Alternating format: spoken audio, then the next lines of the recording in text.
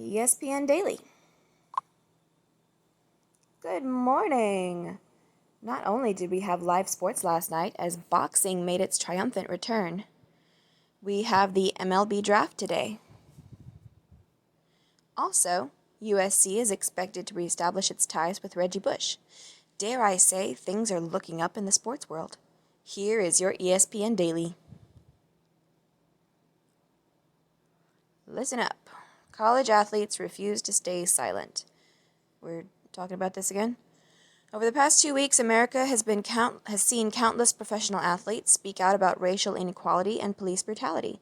Increasingly, it isn't just the pros who are making their voices heard. College players are becoming more uppity, more vocal about issues of injustice within their own programs and across campuses. On today's episode of the ESPN Daily Podcast, former Missouri safety Ian Simon explains how he and his football teammates helped create change and leadership at Mizzou when they threatened to boycott and not take the field. Then ESPN's David Hale discusses why college football players are responding in ways we've never seen before. Twitter. Social media in general. That's why. Things to care about. MLB Draft Day is upon us. There might not be baseball on the horizon right now, but at least we've got a draft.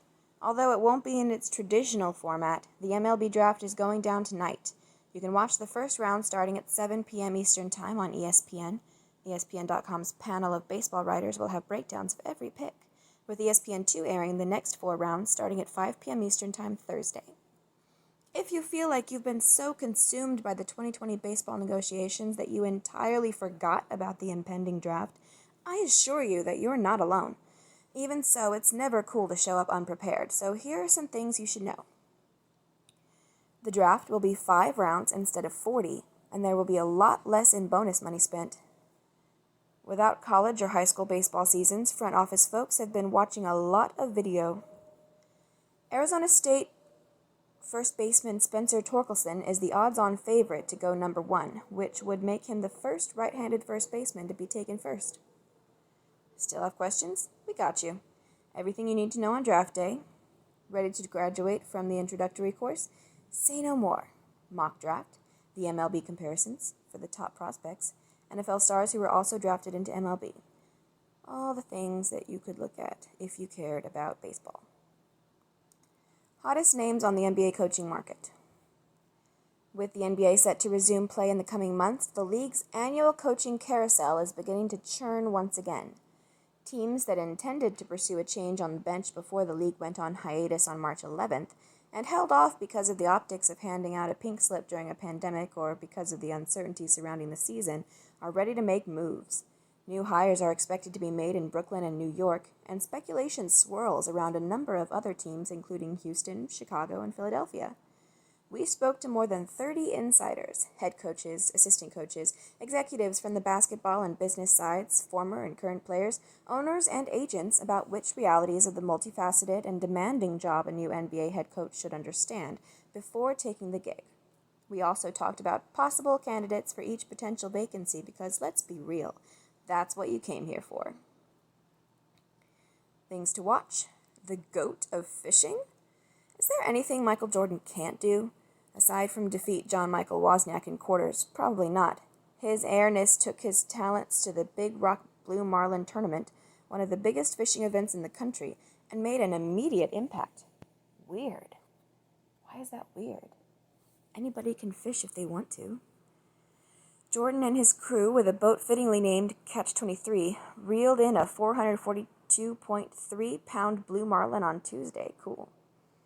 Jordan's fish was pretty hefty, but it wasn't big enough to place in the top 3, so it is not eligible for prize money. However, Jordan and his crew have 2 more days to catch a bigger marlin and collect the money. If any of MJ's competitors are reading this, you're definitely on his grudge list now, and for that, I'm sorry. You should probably keep a low profile for the remainder of the tournament, lest you end up like LaBradford Smith. Not trying to alarm, just trying to look out. Overheard. I don't understand what's un-American about fighting for liberty and justice for everybody. Colin Kaepernick on the perception that his anthem protest was un-American in 2016. Really, ESPN? You had to bring it back? Always got to bring it back to that, huh? Remember when? On this date in 2001, Kobe and Shaq did Kobe and Shaq things. The Los Angeles Lakers duo combined for 62 points to upend the Philadelphia 76ers in Game 3 of the NBA Finals. The Lakers went on to win the title, but you probably already knew that.